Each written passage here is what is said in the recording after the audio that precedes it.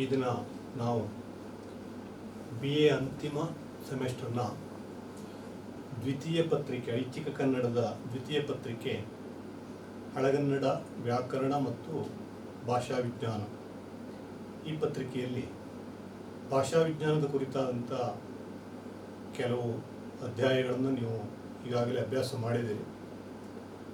ಹಳಗನ್ನಡ ವ್ಯಾಕರಣಕ್ಕೆ ಸಂಬಂಧಪಟ್ಟ ಅಧ್ಯಯನವನ್ನು ಇನ್ನು ಮುಂದೆ ನಾವು ಮಾಡಬೇಕು.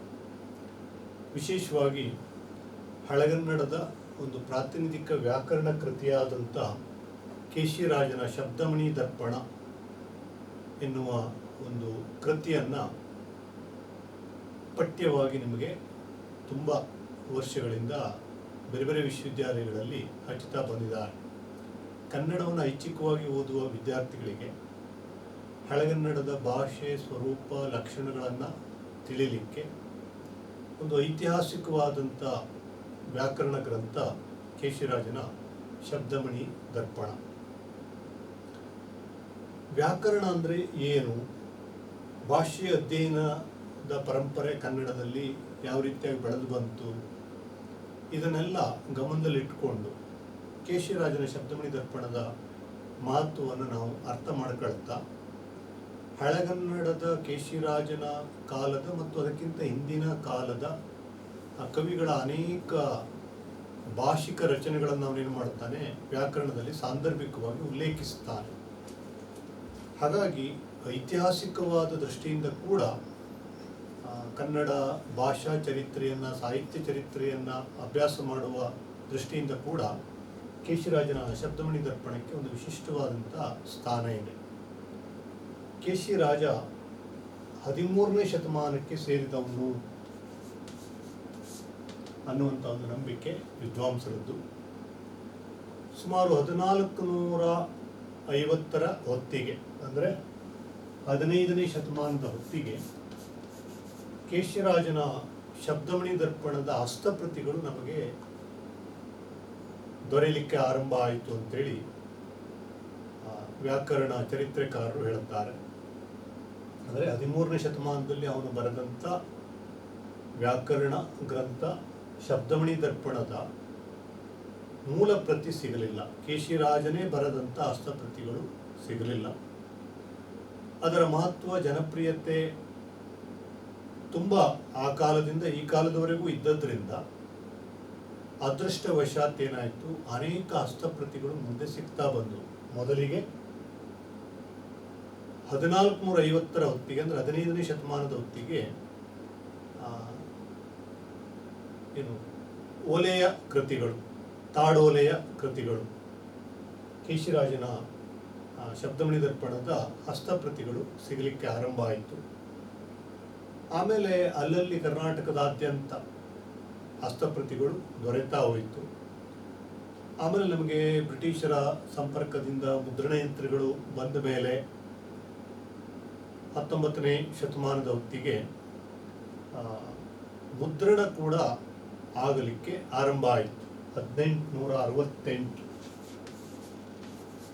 ಇದು ಕೇಶಿರಾಜನ ಶಬ್ದಮಣಿ ದರ್ಪಣದ ಮೊಟ್ಟ ಮೊದಲ ಮುದ್ರಿತ ರೂಪ ಹೊರಗೆ ಬಂತು. ಅದು ಆಗಿನ ಮೈಸೂರು ಸರ್ಕಾರದಿಂದ, ಬೆಂಗಳೂರಿನಲ್ಲಿರುವಂಥ ಮೈಸೂರು ಸರ್ಕಾರದ ಮುದ್ರಣಾಲಯದಿಂದ ಕೇಶಿರಾಜನ ಶಬ್ದಮಣಿ ದರ್ಪಣದ ಮುದ್ರಿತ ಪ್ರತಿಯನ್ನು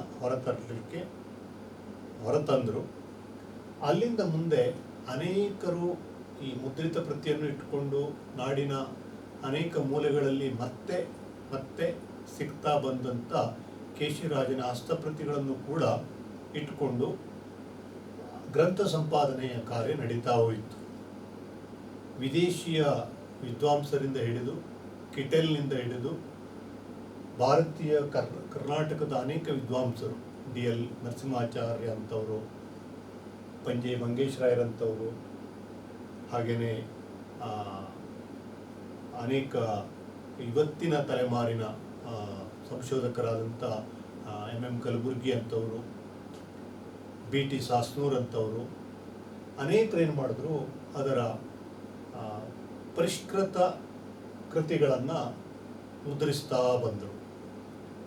DLN ಸಂಪಾದಿಸಿದಂಥ ಕೇಶಿರಾಜನ ಶಬ್ದಮಣಿ ದರ್ಪಣ ಸುಮಾರು 13-14 ಮರುಮುದ್ರಣವನ್ನು ಕಂಡಿದೆ.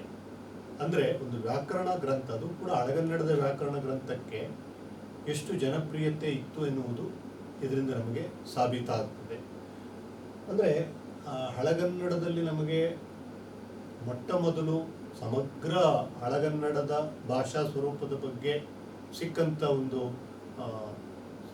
ವ್ಯಾಕರಣ ಗ್ರಂಥ ಅಂತಂದರೆ ಕೇಶಿರಾಜನ ಶಬ್ದಮಣಿ ದರ್ಪಣ. ಹಾಗೆ ನೋಡಿದ್ರೆ 6ನೇ ಶತಮಾನದಿಂದಲೇ ಕನ್ನಡದಲ್ಲಿ ವ್ಯಾಕರಣ ಪರಂಪರೆ ಆರಂಭ ಆಯಿತು ಅಂತ ಸಾಹಿತ್ಯ ಚರಿತ್ರೆಯಿಂದ ನಮಗೆ ತಿಳಿದು ಬರ್ತದೆ. ನಾಗವರ್ಮ 6ನೇ ಶತಮಾನದಲ್ಲೇ ಕಾವ್ಯಾವಲೋಕನ ಎನ್ನುವಂಥ ಒಂದು ಕೃತಿಯನ್ನು ಬರೆದ. ಅದು ವ್ಯಾಕರಣದ ಬಗ್ಗೆ ಕೂಡ ಚರ್ಚೆ ಮಾಡಿದಂಥ ಒಂದು ಕೃತಿ. ಆಮೇಲೆ ನಮಗೆ ಕವಿರಾಜ ಮಾರ್ಗದಲ್ಲಿ ಕೂಡ ಕನ್ನಡದ ಭಾಷೆ, ಛಂದಸ್ಸು, ಅದರ ಸ್ವರೂಪ ಇವುಗಳ ಬಗ್ಗೆ ಕೂಡ ಆಂಶಿಕವಾಗಿ ಏನಿದೆ ಉಲ್ಲೇಖ ಇದೆ. ಆಮೇಲೆ ಮತ್ತೆ ನಮಗೆ 13ನೇ ಶತಮಾನಕ್ಕಿಂತ ಕೇಶಿರಾಜನಿಗಿಂತ ಸ್ವಲ್ಪ ಆಸುಪಾಸಿನ ಕಾಲದಲ್ಲಿ ನಾಗವರ್ಮ ಅನ್ನುವಂಥ ಇನ್ನೊಬ್ಬ ವೈಯಾಕರಣಿ ಶಬ್ದ ಸ್ಮೃತಿ ಅಂತ ಏನು ಮಾಡ್ದ, ಕೃತಿಯನ್ನು ರಚನೆ ಮಾಡ್ದ. ಅದನ್ನು ಆಧಾರವಾಗಿಟ್ಟುಕೊಂಡು ಕನ್ನಡದಲ್ಲಿ ಕೇಶಿರಾಜ ಶಬ್ದಮಣಿ ದರ್ಪಣವನ್ನು ರಚನೆ ಮಾಡ್ದ. ಅದೇ ಹೊತ್ತಿಗೆ ಭಟ್ಟಾಕಳಂಕ, ನಮ್ಮ ಉತ್ತರ ಕನ್ನಡದ ಭಟ್ಕಳದ ಮೂಲದವನು ಅನ್ನುವಂಥ ಒಂದು ಸಂಶೋಧನೆ ಹೇಳುತ್ತದೆ. ಭಟ್ಟಾಕಳಂಕ ಈತ ಕನ್ನಡದ ವ್ಯಾಕರಣವನ್ನು ಸಂಸ್ಕೃತದಲ್ಲಿ ಬರೆದ ಶಬ್ದಾನುಶಾಸನ ಅಂತ. ಹೀಗೆ ಭಾಷೆಯ ಅಧ್ಯಯನ ಹಳೆಗನ್ನಡ ಕಾಲಕ್ಕೆ ತಕ್ಕ ಮಟ್ಟಿಗೆ ಏನಾಯಿತು ನಡೆದಿದೆ. ಭಾರತೀಯ ಸಂದರ್ಭದಲ್ಲಿಯೂ ಕೂಡ ವೇದಗಳಲ್ಲೇ ಭಾರತದ ಪ್ರಾಚೀನ ಭಾಷೆಯಾದ ಸಂಸ್ಕೃತದ ಅತ್ಯಂತ ಪ್ರಾಚೀನವಾದಂಥ ವೇದಗಳಲ್ಲಿ 6 ಅಂಗಗಳ ವೇದದ 6 ಅಂಗಗಳಲ್ಲಿ ವ್ಯಾಕರಣ ಕೂಡ ಒಂದಾಗಿತ್ತು. ಅಂದರೆ ವ್ಯಾಕರಣ ಭಾಷೆಯ ಅಧ್ಯಯನಕ್ಕೆ ಸಂಬಂಧಪಟ್ಟಂಥ ಒಂದು ಕ್ರಿಯೆಯಾಗಿ ವೇದದಲ್ಲಿ ಅಧ್ಯಯನಕ್ಕೆ ಒಳಪಡ್ತಾ ಇತ್ತು. ಅಲ್ಲಿಂದ ನಮಗೆ 5-6ನೇ ಶತಮಾನ ಅಥವಾ ಅದಕ್ಕಿಂತ ಹಿಂದೆ ಪಾಣಿನಿಯ ಇಂಥವರ ಕೃತಿಗಳು ಇವೆಲ್ಲ ಏನು ಮಾಡ್ತು, ಒಂದು ವ್ಯಾಕರಣ ಪರಂಪರೆಯನ್ನು ಭಾರತೀಯವಾದ ನೆಲೆಗಳಲ್ಲಿ ಸಂಸ್ಕೃತ ಮೊದಲಾದಂಥ ಭಾಷೆಗಳಿಂದ ಅದು ಅಧ್ಯಯನದ ಒಂದು ಭಾಗವಾಗಿ ಬೆಳೀತಾ ಬಂತು ವ್ಯಾಕರಣ ಪರಂಪರೆ. ಕನ್ನಡದಲ್ಲಿ ನಾಗವರ್ಮನ, ಭಟ್ಟಾಕಳಂಕನ ಇವರೆಲ್ಲ ಈ ಪ್ರಯತ್ನಕ್ಕೆ ಮುಂದಾದರು. ರನ್ನ,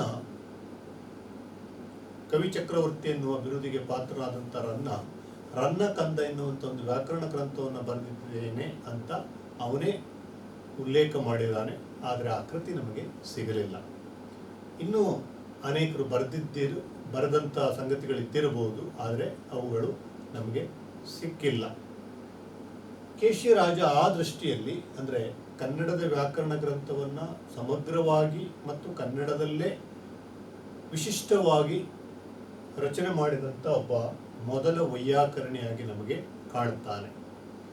ಕೇಶಿರಾಜನ ಶಬ್ದಮಣಿ ದರ್ಪಣದ ವೈಶಿಷ್ಟ್ಯತೆ ಏನು ಅಂತ ಕೇಳಿದ್ರೆ, ಅವನು ಬರೀ ಶುಷ್ಕ ವೈಯಾಕರಣಿ ಅಲ್ಲ. ಈಗ ವ್ಯಾಕರಣ ಅಂತಂದರೆ ಅದೊಂದು ಶಾಸ್ತ್ರ. ಅದರ ಹೆಸರು ಹೇಳ್ತದೆ ವ್ಯಾಕರಣ. ವ್ಯಾ ಅಂದರೆ ವಿಭಜಿಸು, ಕರಣ ಅಂದರೆ ಅಂಗಗಳು ಎನ್ನುವಂಥ ಅರ್ಥ.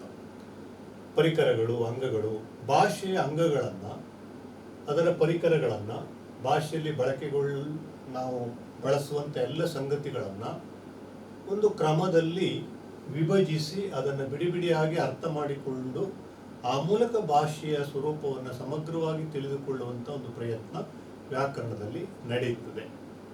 ಅಂದರೆ ಭಾಷೆಯನ್ನು ಬೇರೆ ಬೇರೆ ದೃಷ್ಟಿಕೋನದಿಂದ ವಿಭಜಿಸಿಕೊಂಡು ಸುಲಭವಾಗಿ ಅದನ್ನು ಅಕ್ಷರದ ರೂಪದಲ್ಲಿ, ಶಬ್ದದ ರೂಪದಲ್ಲಿ ಅಥವಾ ಪದಗಳ ರೂಪದಲ್ಲಿ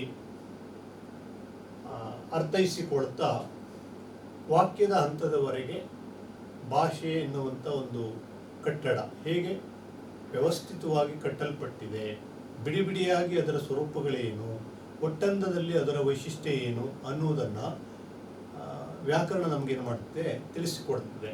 ವ್ಯಾಕರಣದ ಉದ್ದೇಶ ಪ್ರತಿಯೊಂದು ಭಾಷೆಗೂ ಅದರದ್ದೇ ಆದಂಥ ಏನಿದೆ ಒಂದು ವ್ಯವಸ್ಥೆ ಇದೆ, ಸ್ವರೂಪ ಇದೆ, ಲಕ್ಷಣ ಇದೆ.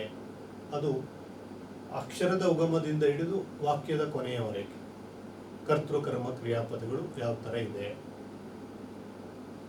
ಅಕ್ಷರಗಳು ಹೇಗೆ ಶಬ್ದಗಳಾಗ್ತವೆ, ಶಬ್ದಗಳು ಪ್ರತ್ಯಯಗಳನ್ನು ಒಳಗೊಂಡು ಹೇಗೆ ಪದಗಳಾಗ್ತವೆ, ಪದಗಳು ವಿಭಜಿಸಲ್ಪಟ್ಟಾಗ ಯಾವ ರೂಪವನ್ನು ತಾಳುತ್ತವೆ, ಕಾಲ ವಿಳಂಬ ಇಲ್ಲದೇನೆ ಸಂಯುಕ್ತವಾಗಿ ಉಚ್ಚರಿಸಿದಾಗ ಏನಾಗ್ತದೆ, ಸಂಧಿ ಸಮಾಸಗಳು, ಹೀಗೆ ಎಲ್ಲ ಸಂಗತಿಗಳು, ಒಂದೊಂದು ಶಬ್ದಗಳ ಸ್ವರೂಪಗಳು, ನಾಮಪದಗಳ, ಕ್ರಿಯಾಪದಗಳ, ಸರ್ವನಾಮಗಳ, ಮತ್ತೆ ಅಲ್ಲಿನ ಉಪವಿಭಾಗಗಳ ಪ್ರತ್ಯಯಗಳಲ್ಲಿ ಯಾವ್ಯಾವ ಪ್ರತ್ಯಯಗಳು ಪದಕ್ಕೆ ಹಚ್ಚಲ್ಪಡ್ತದೆ, ಇವೆಲ್ಲವನ್ನ ವಿಭಕ್ತಿ ಪ್ರತ್ಯಯಗಳು, ಕಾಲವಾಚಕ ಪ್ರತ್ಯಯಗಳು, ಲಿಂಗ, ವಚನ, ಹೀಗೆ ಭಾಷೆಯ ಒಳಗಡೆ ಅಡಕವಾಗಿರುವಂಥ ಅನೇಕ ಸಂಗತಿಗಳನ್ನು ಬಿಡಿಬಿಡಿಯಾಗಿ ವಿಭಜಿಸಿಕೊಂಡು ವರ್ಗೀಕರಿಸಿಕೊಂಡು ಅವುಗಳ ಅವಯವಗಳನ್ನು, ಅಂಗಾಂಗಗಳನ್ನು, ಕರ್ಣಗಳನ್ನು ಸರಳವಾಗಿ ಗ್ರಹಿಸ್ತಾ ಹೋಗುವುದು. ಆ ಮೂಲಕ ಭಾಷೆಯ ಆಂತರಿಕ ರಚನೆಯನ್ನು ತಿಳಿಯಾಗಿ ಅರ್ಥ ಮಾಡಿಕೊಳ್ಳುವುದು ವ್ಯಾಕರಣದ ಉದ್ದೇಶ.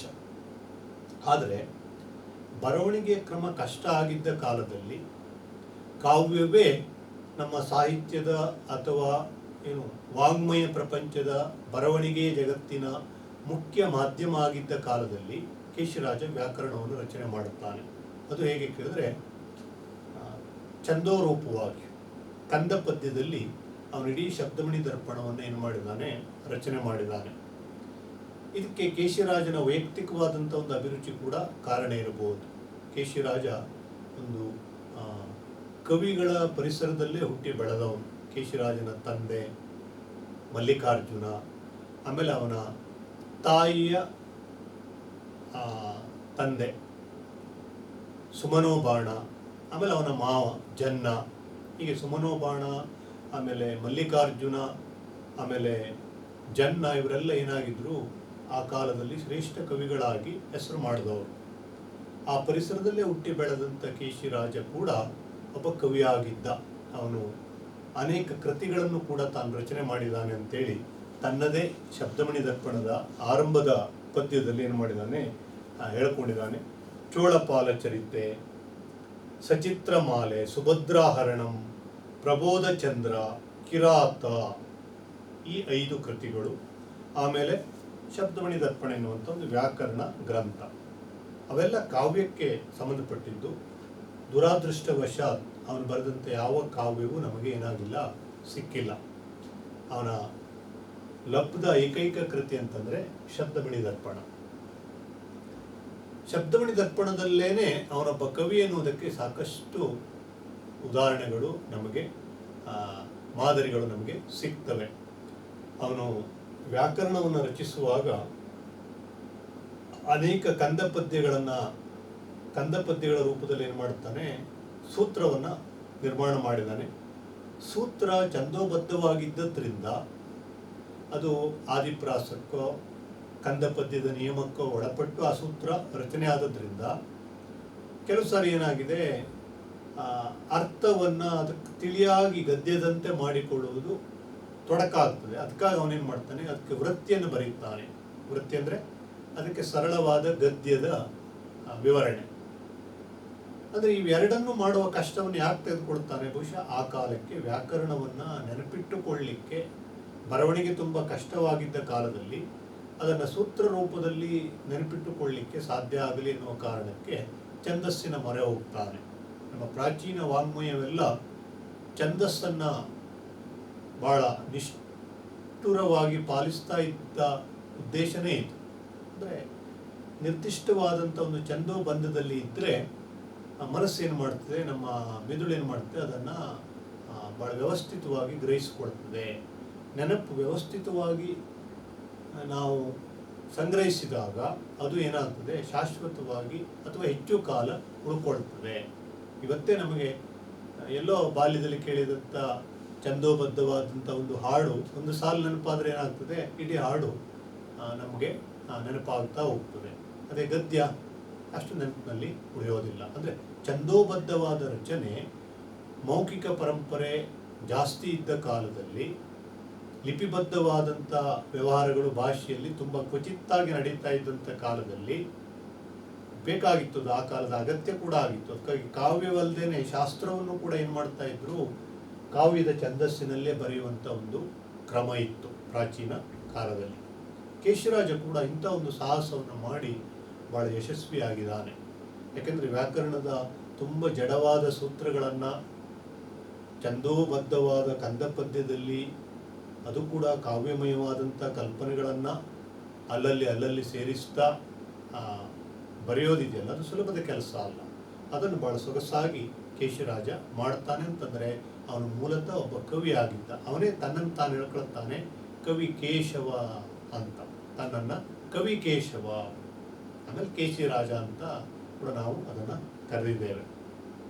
ತನ್ನನ್ನು ಕವಿ ಕೇಶವ ಅಂತಲೇ ಪ್ರೀತಿಯಿಂದ ಪರ್ಯಾಯ ಹೆಸರುಗಳಿದ್ದು ತನಗೆ ಅಂತೇಳಿ ಪರಿಚಯ ಮಾಡ್ಕೊಂಡಿದ್ದಾನೆ. ಅಂದರೆ ಅವನಿಗೆ ಕಾವ್ಯ ಏನಾಗಿತ್ತು, ಪ್ರೀತಿಯ ಒಂದು ಸಂಗತಿಯಾಗಿತ್ತು. ಮತ್ತೆ ಅವನು ಶಬ್ದಮಣಿ ದರ್ಪಣದಲ್ಲಿ ಕೊಡುವಂಥ ಉದಾಹರಣೆಗಳು, ವ್ಯಾಕರಣದ ಸೂತ್ರಕ್ಕೆ ಉದಾಹರಣೆಗಳನ್ನು ಕೊಡ್ತಾನಲ್ಲ, ಅವೆಲ್ಲ ಅವನಿಗಿಂತ ಪೂರ್ವಜರು ಬಳಸಿದಂಥ ಕಾವ್ಯದಿಂದ ಆಯ್ದುಕೊಂಡದ್ದು, ಗ್ರಂಥಗಳಿಂದ ಆಯ್ದುಕೊಂಡದ್ದು. ವಿಶೇಷವಾಗಿ ತನಗಿಂತ ಪೂರ್ವ ಕಾಲದಲ್ಲಿ ಆಗಿ ಹೋದಂಥ ರನ್ನ, ಜನ್ನ, ಪೊನ್ನ, ನಾಗಚಂದ್ರ, ಪಂಪ, ಅಸಗ ಇಂಥ ಅನೇಕರ ಉಲ್ಲೇಖವನ್ನು ಮಾಡುತ್ತಾನೆ. ಕೆಲವರ ಕಾವ್ಯದಿಂದ ಆಯ್ದ ಉದಾಹರಣೆಗಳನ್ನು ಕೊಡುತ್ತಾನೆ. ಉದಾಹರಣೆಗೆ ಅಸಗನಂತ ಕವಿ. ಆದರೆ ಅಸಗನ ಕಾವ್ಯ ಯಾವುದು ನಮಗೆ ಸಿಕ್ಕಿಲ್ಲ. 10ನೇ ಶತಮಾನದ ರನ್ನ ತಾನು ಅಸಗನಿಗೆ 100 ಮಡಿ ಅಂತೇಳಿ ತನ್ನ ಬಗ್ಗೆ ತಾನು ಆತ್ಮ ಪ್ರಶಂಸೆ ಮಾಡ್ಕೊಳ್ತಾನೆ. ಕವಿ ಅಸಗನಿಗಿಂತ 100 ಪಟ್ಟು ಶ್ರೇಷ್ಠವಾದ ಕಾವ್ಯವನ್ನು ನಾನು ರಚಿಸಿದ್ದೇನೆ ಅಂತೇಳಿ ಎದೆ ತಟ್ಟಿ ಆತ್ಮ ಪ್ರಶಂಸೆಯ ಮಾತುಗಳನ್ನು ರನ್ನ ಆಡ್ತಾನೆ. ಆ ಅಸಗ ಒಬ್ಬ ಕವಿಯಾಗಿದ್ದ ಅನ್ನೋದನ್ನು ರನ್ನ ಕೂಡ ಹೇಳ್ತಾನೆ. ಅವನ ಕಾವ್ಯದ ಉದಾಹರಣೆಗಳು ಕೇಶಿರಾಜನ ವ್ಯಾಕರಣ ಗ್ರಂಥದಲ್ಲಿ ಸಿಗ್ತದೆ, ಆದರೆ ಅಸಗನ ಕಾವ್ಯ ನಮಗೆ ಸಿಕ್ಕಿಲ್ಲ. ಅಂದರೆ ನಾನು ಏನು ಹೇಳಲಿಕ್ಕೆ ಹೊರಟೆ ಅಂತಂದರೆ, ಕೇಶಿರಾಜ ತನಗಿಂತ ಪೂರ್ವಕಾಲದ ಕೆಲವು ಕವಿಗಳ ಕೃತಿಗಳಿಂದ ಉಲ್ಲೇಖಿಸುವಂಥ ಉದಾಹರಣೆಗಳು ಆ ಕವಿಗಳು ನಿಜಕ್ಕೂ ಇದ್ದಿದ್ರು, ಅದನ್ನು ಬಳಸ್ಕೊಂಡಿದ್ದಾನೆ ಕೇಶಿರಾಜ ಅನ್ನೋದು ಇಲ್ಲಿ ಏನಾಗ್ತದೆ, ಸ್ಪಷ್ಟ ಆಗ್ತದೆ. ಹಾಗಾಗಿ ಅಸಗನಂತ ಒಬ್ಬ ಕವಿ ಇದ್ದ ಎನ್ನುವುದು ಬರೀ ಊಹೆ ಅಲ್ಲ, ಕಲ್ಪನೆ ಅಲ್ಲ ಅನ್ನುವಂಥ ಭಾಳ ಅದಕ್ಕೆ ಒಂದು ಪ್ರಮಾಣವಾಗಿ ಕೇಶಿರಾಜನ ಶಬ್ದಮಣಿ ದರ್ಪಣ ಕೂಡ ಐತಿಹಾಸಿಕವಾಗಿ ಮುಖ್ಯ. ಅಂದರೆ ಕನ್ನಡದ ಸಾಹಿತ್ಯದ ಶೋಧನೆ ಮಾಡುವ ಸಂದರ್ಭದಲ್ಲಿ ಕೇಶಿರಾಜನ ಈ ದಾಖಲೆಗಳು ನಮಗೆ ಮುಖ್ಯ ಅಂತ ಅನ್ನಿಸ್ತದೆ. ಒಟ್ಟಾರೆಯಾಗಿ ಕೇಶಿರಾಜ ಸಮಗ್ರ ಆ ಕಾಲದ ಕನ್ನಡ ಭಾಷೆಯನ್ನು ಗ್ರಹಿಸಿದ್ದಾನೆ. ಮತ್ತಿನ್ನೊಂದು ಅಂತಂದರೆ, ಸಂಸ್ಕೃತದ ದಟ್ಟ ಪ್ರಭಾವ ಇದ್ದ ಕಾಲದಲ್ಲಿ ಕೇಶಿರಾಜ ವ್ಯಾಕರಣ ಗ್ರಂಥವನ್ನು ಬರೆದದ್ದು. 12ನೇ ಶತಮಾನದವರೆಗಿನ ಕನ್ನಡದ ಕಾವ್ಯ ಅಂತಂದರೆ ಅದು ಸಂಸ್ಕೃತ ಭೂಯಿಷ್ಠವಾದ ಚಂಪು ಛಂದಸ್ಸಿನಲ್ಲಿ ರಚನೆಯಾದಂಥ ಕಾವ್ಯ. ವಚನಕಾರರು ವಚನ ಚಳವಳಿಯನ್ನು ತಿಳಿಯಾದ ಭಾಷೆಯಲ್ಲಿ ಆರಂಭಿಸುವವರೆಗೂ ಕಾವ್ಯ ಅಂತಂದರೆ ಅದು ಆಡು ಭಾಷೆಯದಲ್ಲ, ಸಂಸ್ಕೃತ ಭೂಯಿಷ್ಠವಾದ ಗಂಭೀರ ಶೈಲಿಯಲ್ಲಿ ಇರಬೇಕು ಎನ್ನುವಂಥ ಒಂದು ಸಂಪ್ರದಾಯ ಇದ್ದಂಥ ಕಾಲ. ಕನ್ನಡ ಭಾಷೆ ಸಂಸ್ಕೃತದಿಂದ ಸಾಕಷ್ಟು ಪ್ರಭಾವಕ್ಕೆ ಕೂಡ ಒಳಗಾದಂಥ ಕಾಲ. ಅದಕ್ಕಾಗಿ ಅದರಲ್ಲಿ ಕೂಡ ಶಾಸ್ತ್ರ ಗ್ರಂಥವನ್ನು ರಚನೆ ಮಾಡುವಾಗ ಇಡೀ ಭಾರತೀಯ ಪ್ರಾದೇಶಿಕ ಭಾಷೆಗಳಿಗೆಲ್ಲ ಆ ಭಾಷೆಗಳಿಗಿಂತ 100 ವರ್ಷಗಳ ಮುಂಚೆನೇ ಶಾಸ್ತ್ರ ಗ್ರಂಥವನ್ನು ರಚನೆ ಮಾಡಿದಂಥ ಸಂಸ್ಕೃತ ಏನಾಗಿತ್ತು, ಒಂದು ಮಾದರಿಯಾಗಿತ್ತು. ಕೇಶಿರಾಜ ಕೂಡ ಏನು ಮಾಡ್ತಾನೆ, ಅದಕ್ಕೆ ನಾನು ಹೇಳಿದೆ, ಭಟ್ಟಾಕಳಂಕನಂಥ ಕನ್ನಡದ ವೈಯಾಕರಣಿ ಕನ್ನಡದ ವ್ಯಾಕರಣವನ್ನು ಸಂಸ್ಕೃತದಲ್ಲಿ ಬರೀತಾನೆ. ಅಂದರೆ ಶಾಸ್ತ್ರವನ್ನು ಸಂಸ್ಕೃತದಲ್ಲೇ ಬರೆಯಬೇಕು, ಪಂಡಿತರು ಸಂಸ್ಕೃತದಲ್ಲಿ ಅಧ್ಯಯನ ಮಾಡಿದವರು ಇರ್ತಾರೆ, ಅವರನ್ನು ತಲೆ ತೂಗುವಂತೆ ಮಾಡಬೇಕು ಎನ್ನುವಂಥ ಒಂದು ಸ್ಥಿತಿ ಆ ಕಾಲಕ್ಕೆ ಇತ್ತು. ಆ ಹಿನ್ನೆಲೆಯಲ್ಲಿ ನಾವು ಕೇಶಿರಾಜನನ್ನು ಏನು ಮಾಡಬೇಕು, ಅರ್ಥ ಮಾಡ್ಕೋಬೇಕು. ಅವನು ಕೆಲವು ಸಾರಿ ಏನು ಮಾಡ್ತಾನೆ ಕೇಳಿದ್ರೆ, ಸಂಸ್ಕೃತದ ಮಾದರಿಯನ್ನೇ ಕನ್ನಡದ ವ್ಯಾಕರಣಕ್ಕೆ ಕೂಡ ತರ್ತಾನೆ.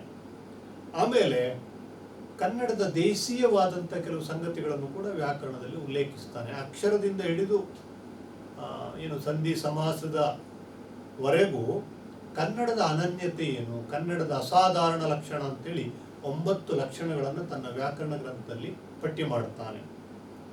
ರಳಕುಳ ಕ್ಷಳ ಇರ್ಬೋದು, ಶ್ರುತಿ ಸಹಿಯ ಸಂಧಿ ಇರ್ಬೋದು, ಸತಿ ಸಪ್ತಮಿ ಇರ್ಬೋದು, ಆಮೇಲೆ ಏನು ಶಿಥಿಲ ದ್ವಿತ್ವ ಇರಬಹುದು, ಗಮಕ ಸಮಾಸ, ಇಂಥ ಅನೇಕ 9 ಕನ್ನಡಕ್ಕೆ ವಿಶಿಷ್ಟವಾಗಿರುವಂಥ ಲಕ್ಷಣಗಳ ಒಂದು ಯಾದಿಯನ್ನು ಒಂದು ಸೂತ್ರದಲ್ಲಿ ಕೊಡ್ತಾನೆ.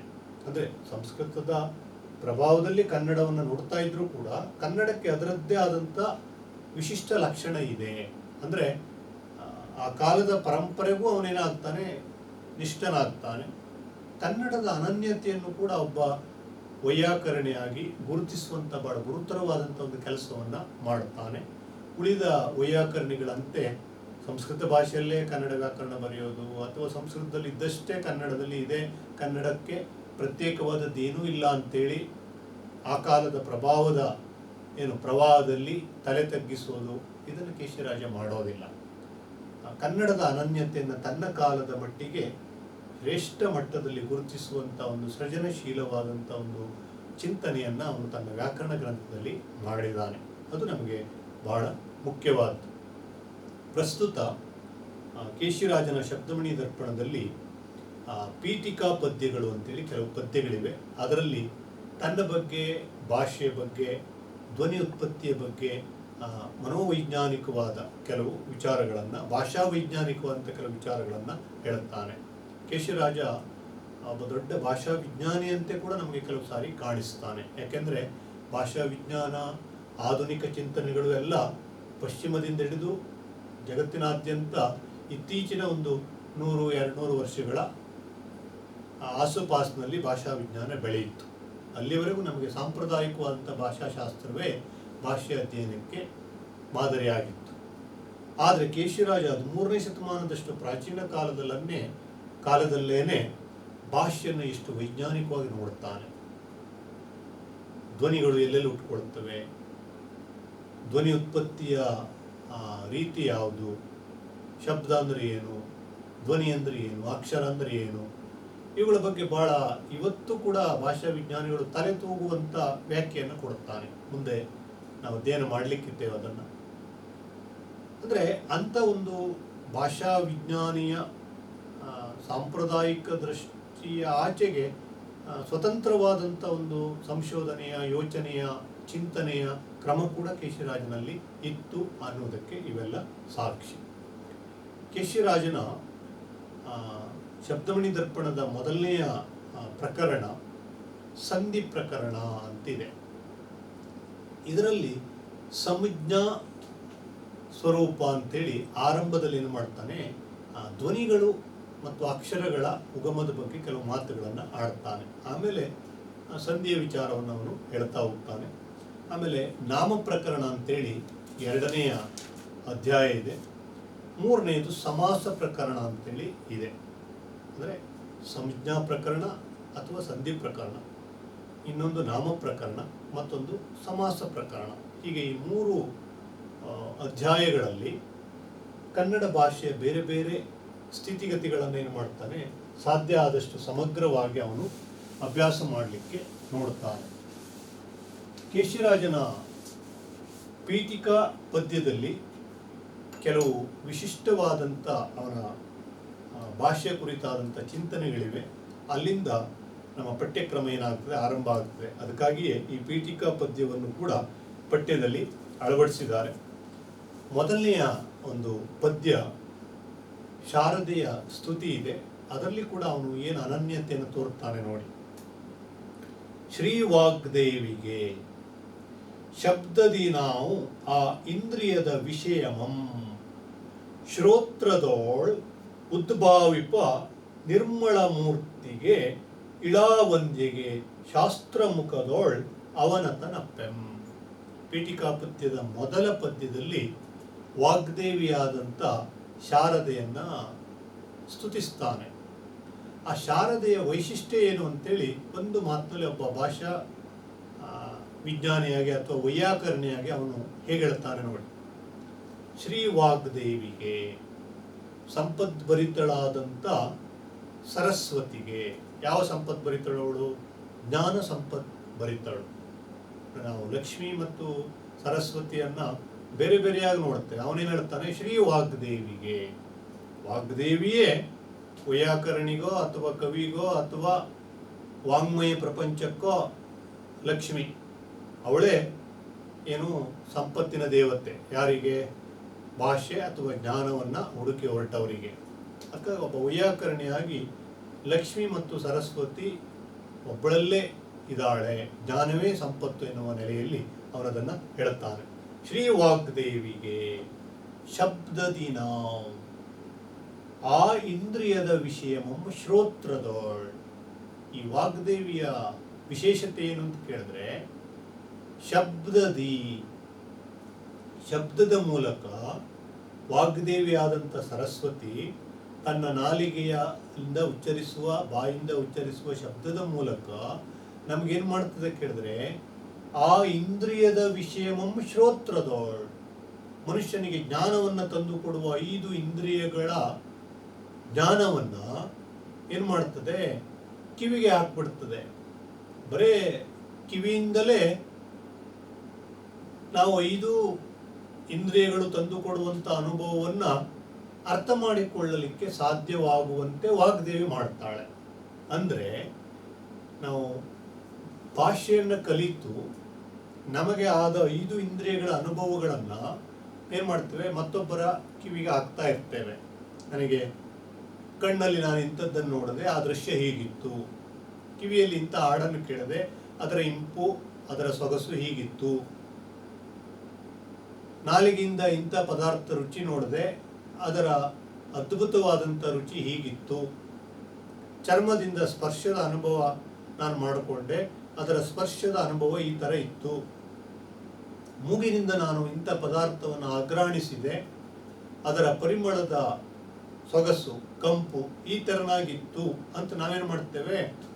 ಶಬ್ದದ ಮೂಲಕ, ಆ ವಾಗ್ದೇವಿ ಕರುಣಿಸಿದಂಥ ಶಬ್ದದ ಮೂಲಕ ನಾವೇನು ಮಾಡ್ತೇವೆ? ಶ್ರೋತೃವಿಗೆ, ಕೇಳುಗನಿಗೆ ಹೇಳುತ್ತೇವೆ. ಕೇಳುಗ ತನ್ನ ಕಣ್ಣನ್ನು ಬಳಸಬೇಕಾಗಿಲ್ಲ, ಕಿವಿಯನ್ನು ಬಳಸಬೇಕಾಗಿಲ್ಲ, ಮೂಗನ್ನು ಬಳಸಬೇಕಾಗಿಲ್ಲ, ನಾಲಿಗೆಯನ್ನು ಬಳಸಬೇಕಾಗಿಲ್ಲ, ಅಥವಾ ಸ್ಪರ್ಶೇಂದ್ರಿಯವಾದಂಥ ಚರ್ಮದಿಂದ ಆ ಅನುಭವವನ್ನು ಪಡ್ಕೋಬೇಕಾಗಿಲ್ಲ. ಅವನು ಕೇಳಿಕೊಂಡ್ರೆ ಸಾಕು. ಬರೇ ಶ್ರೋತ್ರೇಂದ್ರಿಯ, ಕೇಳುವ ಇಂದ್ರಿಯದಿಂದ ನಾನು ಹೇಳ್ತಾ ಇರುವಂಥ ಅನುಭವಗಳನ್ನು, ವಿಚಾರಗಳನ್ನು ಭಾಷೆಯಿಂದ ನಾನು ಹೇಳ್ತಾ ಇರ್ತೀನಲ್ಲ, ನಾನು ಮಾಡಿಕೊಂಡು ಪಡ್ಕೊಂಡು ಅದನ್ನು ಹೇಳ್ತಾ ಇರ್ತೀನಲ್ಲ, ಅದನ್ನು ಶ್ರೋತೃವಾದವನು ಏನು ಮಾಡಿದ್ರಾಯ್ತು? ಬರೀ ಕಿವಿಯಿಂದ ಕೇಳಿದ್ರಾಯ್ತು. ನೇರವಾಗಿ ಕೇಳಬೇಕಾಗಿಲ್ಲ, ನಾನು ಹೇಳಿದ ಅನುಭವವನ್ನು ಅವನು ಕೇಳಿದ್ರಾಯ್ತು. ಪರೋಕ್ಷವಾಗಿ ಕೇಳಿದ ಮಾತ್ರಕ್ಕೆ ಅವನಿಗೇನಾಗ್ತದೆ? 5 ಇಂದ್ರಿಯಗಳಿಂದ ಅದನ್ನು ಲೋಕಕ್ಕೆ ಒಡ್ಡಿ ಕಷ್ಟಪಟ್ಟು ಪಡ್ಕೋಬೇಕಾಗಿತ್ತಲ್ಲ, ಆ ಎಲ್ಲ ಅನುಭವಗಳು ಶಬ್ದದಿಂದ, ವಾಗ್ದೇವಿ ಕರುಣಿಸಿದಂಥ ಈ ನಾವು ಬಾಯಿಂದ ಉಚ್ಚರಿಸುವಂಥ ಈ ಶಬ್ದಗಳಿಂದ, ಭಾಷೆಯಿಂದ ಏನಾಗ್ತದೆ? ಒಬ್ಬ ಕೇಳುಗನಿಗೆ ನಾವು ತಲುಪಿಸಬಹುದು. ಇದು ಶಾರದೆಯ ಶಕ್ತಿ. ಅಂದರೆ ಬರೇ ಮಾತಿನಿಂದ ಆ ವಾಕ್ದೇವತೆ ಅಥವಾ ಶಬ್ದದ ಅಧಿದೇವತೆಯಾದಂಥ ಶಾರದೆ ನಮಗೇನು ಮಾಡ್ತಾಳೆ? ಶ್ರೋತೃವಿಗೆ ಕಿವಿಯಿಂದ ಅವನು ಹೇಳಿದ ಮಾತನ್ನು ಕೇಳಿದ ಮಾತ್ರಕ್ಕೆ ಲೋಕದ ಎಲ್ಲ ಅನುಭವಗಳು ಆಗುವಂತೆ, ನೇರವಾಗಿ ಆದ ಅನುಭವ ಅದೇ ಪ್ರಮಾಣದಲ್ಲಿ ಆಗ್ತೆ ಅಂತಲ್ಲ, ಬಹುತೇಕವಾಗಿ ಅದು ಭಿನ್ನ. ಅದನ್ನು ನಾವು ಹೋಲಿಸುವಾಗಿಲ್ಲ. ಈಗ ನನ್ನ ಕಣ್ಣು ಪ್ರತ್ಯಕ್ಷವಾಗಿ ನೋಡಿ ಪಡೆದುಕೊಳ್ಳುವ ಅನುಭವ, ಒಬ್ಬ ವ್ಯಕ್ತಿ ನೋಡಿದಾಗ ಅದನ್ನು ವರ್ಣಿಸಿ ನನ್ನೊಳಗಡೆ ಅವನು ತುಂಬಿದಂಥ ವಿಚಾರಗಳು ಭಿನ್ನ ಆಗಿರಬಹುದು. ಆದಾಗಿಯೂ ವಾಗ್ದೇವಿಗೆ ಅಂತ ಒಂದು ಶಕ್ತಿ ಇದೆ ಕೇಳಿದ್ರೆ, ಇವತ್ತು ನಮಗೆ ಲೋಕದ ಎಲ್ಲವನ್ನು ಪ್ರತ್ಯಕ್ಷವಾಗಿ ಅರ್ಥ ಮಾಡ್ಕೊಳ್ಳಿಕ್ಕೆ ಸಾಧ್ಯನಾ? ಇಡೀ ಜಗತ್ತಿನ ಎಲ್ಲ ಸಂಗತಿಗಳನ್ನು ನನ್ನ 5 ಇಂದ್ರಿಯಗಳಿಂದಲೇ ನೇರವಾಗಿ ಅನುಭವಿಸಿ ನಾನು ಅರ್ಥ ಮಾಡ್ಕೊಳ್ತೇನೆ ಅಂತಂದರೆ ಈ ನಮ್ಮ ಆಯುಷ್ಯ ಸಾಲೋದಿಲ್ಲ. ಆದರೆ ವಾಗ್ದೇವಿ ಏನು ಮಾಡ್ತಾಳೆ? ನೀವು ಒಂದು ಭಾಷೆಯನ್ನು ಚೆನ್ನಾಗಿ ಕಲ್ತ್ರಿ ಅಂತ ಆದರೆ, ಅರ್ಥ ಮಾಡ್ಕೊಂಡ್ರಿ ಅಂತ ಆದರೆ, ಅದರ ಮೂಲಕ ನಮಗೇನು ಮಾಡುತ್ತೆ? ಬೇರೆ ಬೇರೆಯವರು ಪಡೆದುಕೊಂಡು ಬಂದ ಅನುಭವವನ್ನು ನಮಗೆ ಹೇಳಿ ನಾವು ಕುಳಿತಲ್ಲಿಯೇ ಅದನ್ನು ಅರ್ಥ ಮಾಡಿಕೊಳ್ಳುವಂತೆ ಮಾಡುತ್ತದೆ. ಇದು ವಾಗ್ದೇವಿಯ ಒಂದು ಏನು ಅದ್ಭುತವಾದಂಥ ಒಂದು ಶಕ್ತಿ. ಅಂಥ ಒಂದು ಶಕ್ತಿಯ ಅಧಿದೇವತೆಯಾದಂಥ ವಾಗ್ದೇವಿಗೆ ನಾನು ನನ್ನ ಶಬ್ದಮಣಿ ದರ್ಪಣ ಎನ್ನುವಂಥ ಈ ಶಾಸ್ತ್ರ ಗ್ರಂಥದ ಆರಂಭದಲ್ಲಿ ಶಾಸ್ತ್ರ ಮುಖದೊಳ್ ಅವನತನಪ್ಪೆಂ ತಲೆಬಾಗುತ್ತೇನೆ. ಯಾಕೆಂದರೆ ಒಬ್ಬ ವೈಯಾಕರಣಿಯಾದ ನನಗೆ ಕೂಡ ಆ ವಾಗ್ದೇವಿ ಏನು ಮಾಡಿದಾಳೆ, ಈ ಎಲ್ಲ ಅನುಭವಗಳನ್ನು ಕೊಟ್ಟಿದ್ದಾಳೆ ತಕ್ಕ ಮಟ್ಟಿಗೆ. ಅದನ್ನು ನಾನೇನು ಮಾಡ್ತಾ ಇದ್ದೇನೆ, ಭಾಷೆಯ ಮೂಲಕ ಈಗ ಹಿಡಿದಿಡ್ತಾ ಇದ್ದೇನೆ. ಜಗತ್ತಿಗೂ ಕೂಡ ಆ ವಾಗ್ದೇವಿಯಿಂದ ಅಂತ ಒಂದು ದೊಡ್ಡ ಏನಿದೆ ಪ್ರಯೋಜನ ಇದೆ. ಭಾಷೆಯಿಂದ ಏನು ಪ್ರಯೋಜನ? ಭಾಷೆಯನ್ನು ಬಳಸುವುದು ಮತ್ತು ಅದನ್ನು ಆಲಿಸುವುದು. ಏನು ಆಲಿಸುವಿಕೆ ಬಹುದೊಡ್ಡ ಜ್ಞಾನವನ್ನು ನಮಗೆ ತಂದು ಕೊಡ್ತದೆ. ನಮ್ಮ ಶಿಕ್ಷಣ ವ್ಯವಸ್ಥೆ ಕೂಡ ಆಲಿಸುವುದಂದರೆ ಬರೀ ಕಿವಿಯಿಂದ ಕೇಳೋದು ಅಂತಲ್ಲ, ಗಮನವಿಟ್ಟು ಕೇಳುವುದು, ಮನಸ್ಸಿಟ್ಟು ಕೇಳುವುದು. ಆವಾಗ ನಮ್ಮ ಕಣ್ಣು ಮುಂದೆ ಬಂದಾಗ ಆಗ್ತದೆ. ಅದು ನಮಗೆ ಜ್ಞಾನವನ್ನು ಸುಲಭವಾಗಿ ತಂದುಕೊಡುವಂಥ ಒಂದು ಅತ್ಯದ್ಭುತವಾದಂಥ ಮಾಧ್ಯಮ. ಭಾಷೆಯಿಂದ ಸಾಧ್ಯ ಆಗ್ತದೆ. ಆ ಭಾಷೆಗೆ ಅಧಿದೇವತೆಯಾದ ವಾಗ್ದೇವಿ ಮನುಷ್ಯನಿಗೆ ಆ ಸಂಪತ್ತನ್ನು ಕರುಣಿಸಿದಾಳೆ. ಹಾಗಾಗಿ ನಾನು ಆ ವಾಗ್ದೇವಿಗೆ ಏನು ಮಾಡ್ತೇನೆ, ಈ ಶಾಸ್ತ್ರದ ಆರಂಭದಲ್ಲಿ ಭಕ್ತಿಪೂರ್ವಕವಾಗಿ ವಂದಿಸುತ್ತೇನೆ. ಇಲ್ಲಿ ಸಾಮಾನ್ಯವಾಗಿ ಎಲ್ಲರೂ ಏನು ಮಾಡ್ತಾರೆ, ನಮ್ಮ ಹಿರಿಯ ಪ್ರಾಚೀನ ಕವಿಗಳು ತಮ್ಮ ಕೃತಿಯ ಆರಂಭದಲ್ಲಿ ಸ್ತುತಿ ಪದ್ಯವನ್ನು ಬರೆಯುತ್ತಾರೆ. ಧಾರ್ಮಿಕವಾದಂಥ ಒಂದು ನಂಬಿಕೆಯಿಂದ ನನ್ನ ಕೃತಿ ಸುಲಲಿತವಾಗಿ ಸಾಗಲಿ, ಜಗತ್ತಿಗೆ ಒಳ್ಳೆಯದಾಗಲಿ, ಈ ಕೃತಿಯಿಂದ ಜನತೆಗೆ ಒಳ್ಳೆಯದು ಲಭಿಸಲಿ ಎನ್ನುವ ಕಾರಣಕ್ಕೆ ಸ್ತುತಿ ಪದ್ಯವನ್ನು ಒಂದು ಸಂಪ್ರದಾಯವಾಗಿ ನಮ್ಮ ಪೂರ್ವ ಕವಿಗಳು ಪಾಲಿಸಿದ್ದಾರೆ. ಕೇಶಿರಾಜ ಸ್ತುತಿ ಪದ್ಯವದಲ್ಲಿಯೂ ಕೂಡ ಭಾಷೆ ಮಹತ್ವದ ಬಗ್ಗೆ ಏನು ಮಾಡ್ತಾನೆ, ಭಾಳ ಚೆನ್ನಾಗಿ ಮಾತನಾಡ್ತಾನೆ. ಆಮೇಲೆ ಎರಡನೇ ಸೂತ್ರ, ಇದು ಕೂಡ ಪಠ್ಯಕ್ಕೆ ಇದೆ. ತನ್ನ ಪರಿಚಯವನ್ನು ಹೇಳ್ಕೊಳ್ತಾನೆ. ಕವಿ ಸುಮನೋ ಬಾಣನ ಯಾದವ ಕಟಕಾಚಾರ್ಯನ್ ಎಸೆವ ದೌಹಿತ್ರನೇ ಆಂ ಕವಿ ಕೇಶವನೆಂ ಯೋಗಿ ಪ್ರವರ ಚಿದಾನಂದ ಮಲ್ಲಿಕಾರ್ಜುನನ ಸುತನೆಂ. ತಾನು ಯಾರು ಎನ್ನುವುದನ್ನು ನೇರವಾಗಿ ಹೇಳುತ್ತಾನೆ. ಸುಮನೋಬಾಣ ಅವನ ಕಟಕಾಚಾರ್ಯನೆಸೆವ, ಕ್ಷತ್ರಿಯ ಕುಲದ ಗುರುವಾಗಿರುವ ಸುಮನೋಬಾಣನ ದೌಹಿತ್ರ ಅಂದರೆ ಅವನ ಮಗಳ ಮಗ, ಮೊಮ್ಮಗ ಹೌದು, ಆದರೆ ಮಗನ ಮಗ ಅಲ್ಲ, ಮಗಳ ಮಗ ದೌಹಿತ್ರನೇ ಆಂ, ಅವನ ಮಗಳ ಮಗನೇ ನಾನು. ಕವಿ ಕೇಶವನೆಂ, ಕವಿ ಕೇಶವ ಅಂತೇಳಿ ನನ್ನ ಹೆಸರು. ಆಮೇಲೆ ಯೋಗಿ ಪ್ರವರ, ಅತ್ಯಂತ ಯೋಗಿಗಳಲ್ಲಿ, ಆಧ್ಯಾತ್ಮಿಕ ಚಿಂತಕರಲ್ಲಿ, ಜ್ಞಾನಿಗಳಲ್ಲಿ ಹೆಸರು ಗಳಿಸಿದಂಥ ಮಲ್ಲಿಕಾರ್ಜುನ ಸುತನೆ. ಮಲ್ಲಿಕಾರ್ಜುನ ಎನ್ನುವನು ನನ್ನ ತಂದೆ, ಅವನ ಮಗ ನಾನು. ಈಗ ಪುತ್ರ, ಪೌತ್ರ, ದೌಹಿತ್ರ ಪ್ರಾಚೀನ ಕನ್ನಡ ಭಾಷೆಯಲ್ಲಿ ಸಂಸ್ಕೃತ ಪ್ರಭಾವದಿಂದ ಬಳಸ್ತಾ ಇದ್ದಂಥ ಸಂಬಂಧವಾಚಕ ಪದಗಳು. ಪುತ್ರ ಅಂದರೆ ಮಗ, ಪೌತ್ರ ಮೊಮ್ಮಗ, ದೌಹಿತ್ರ ಅಂತಂದರೆ ಮೊಮ್ಮಗನೇ, ಆದರೆ ಮಗನ ಮಗ ಅಲ್ಲ, ಮಗಳ ಮಗ. ಹಾಗಾಗಿ ಇಲ್ಲಿ ಆ ಪದದೊಂದಿಗೆ, ಉಚಿತವಾದ ಪದದೊಂದಿಗೆ ತನ್ನ ಪರಿಚಯ ಮಾಡಿಕೊಡ್ತಾನೆ. ಕವಿ ಸುಮನೋಬಾಣನ ಮಗಳ ಮಗ ನಾನು, ಹಾಗೆಯೇ ಮಲ್ಲಿಕಾರ್ಜುನನ ಮಗ ನಾನು. ನನ್ನನ್ನು ಕವಿ ಕೇಶವ ಎಂದು ಜಗತ್ತು ಕರೀತಾ ಇದೆ. ಆಮೇಲೆ ಮುಂದಿನ ಸೂತ್ರದಲ್ಲಿ ಒಂದು ಮಾತನ್ನು ಹೇಳುತ್ತಾನೆ. ಗುಣಮಂ ಅಮರೆ ಶಬ್ದಮಣಿ ದರ್ಪಣ ನಾಮಮನ್ ಇಟ್ಟು ನೆರೆಯ ಕರ್ನಾಟಕ ಲಕ್ಷಣ ಶಬ್ದಶಾಸ್ತ್ರಮಂ ಲಾಕ್ಷಣಿಕರ್ ಪೇಳೆಂದು ಬೆಸಸೆ ಬಗೆವುಗೆ ಪೇಳ್ವೆಂ. ಬಹುಶಃ ಆ ಕಾಲಕ್ಕೆ ಕೇಶಿರಾಜನ ಭಾಷಾಜ್ಞಾನ, ಅವನ ಭಾಷಿಕ ಚಿಂತನೆಗಳು, ಅವನಿಗೆ ಕನ್ನಡದ ಭಾಷೆ, ಅದರ ಸಾಹಿತ್ಯಿಕ ಪರಂಪರೆಯ ಜ್ಞಾನ ಇವೆಲ್ಲ ಗೊತ್ತಿದ್ದದ್ದನ್ನು ತಿಳಿದು ಆ ಕಾಲದ ಅನೇಕರು ಏನು ಮಾಡ್ತಾರಂತೆ, ಇವನು ಬರೆದ್ರೆ ವ್ಯಾಕರಣವನ್ನು ಬರೀಬೇಕು ಅಂತೇಳಿ ಅವನಿಗೆ ಪ್ರೋತ್ಸಾಹವನ್ನು ಕೊಟ್ಟರು, ಅವನಿಂದ ಅದನ್ನು ಅಪೇಕ್ಷೆ ಪಟ್ಟರು.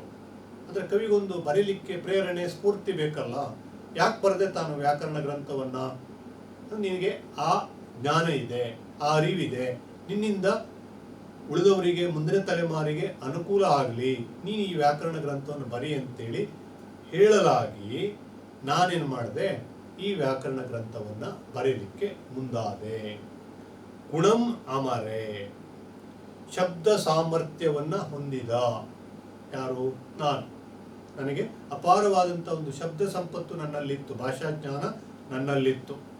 ಶಬ್ದಮಣಿ ದರ್ಪಣ ನಾಮವನ್ನಿಟ್ಟು, ಶಬ್ದಮಣಿ ದರ್ಪಣ ಎನ್ನುವಂಥ ಹೆಸರನ್ನ ಇಟ್ಟುಕೊಂಡು ನೆರೆಯೇ ಕರ್ನಾಟಕ ಲಕ್ಷಣ ಶಬ್ದಶಾಸ್ತ್ರಂ, ಇಡೀ ವಿಸ್ತಾರವಾದ ಕರ್ನಾಟಕ ನೆಲದ ಈ ಭಾಷೆಯ ಲಕ್ಷಣ ಶಬ್ದಶಾಸ್ತ್ರಮಂ, ಇಡೀ ಕರ್ನಾಟಕಕ್ಕೆ ಏನು ಮಾಧ್ಯಮವಾಗಿ ದೊರೆಯುತ್ತಾ ಇರುವಂಥ ಈ ಕನ್ನಡ ಭಾಷೆಯ ಲಕ್ಷಣ ಶಾಸ್ತ್ರದ ಒಂದು ಗ್ರಂಥವನ್ನು, ಕರ್ನಾಟಕ ಶಬ್ದ ಲಕ್ಷಣ ಶಾಸ್ತ್ರ ಅಂತಲೇ ತನ್ನ ಶಬ್ದಮಣಿ ದರ್ಪಣಕ್ಕೆ ಇನ್ನೊಂದು ಏನಿದೆ ಹೆಸರು ಕೂಡ ಇದೆ.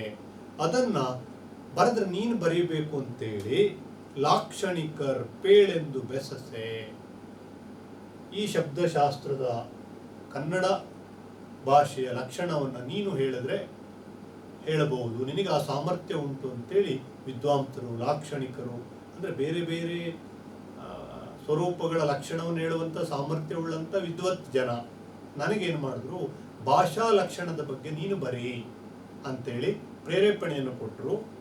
ಆ ಕಾರಣದಿಂದ ಬಗೆ ಉಗೆ ಪೇಳವೆಂ, ಬಗೆ ಉಗೆ, ಬಗೆ ಅಂದರೆ ಮನಸ್ಸು, ಬಗೆ ಉಗೆ ಪೇಳವೆಂ, ನನ್ನ ಮನಸ್ಸಿಗೆ ಏನು ತೋಚುತ್ತದೋ ಅದನ್ನು ನಾನು ಹೇಳುತ್ತೇನೆ.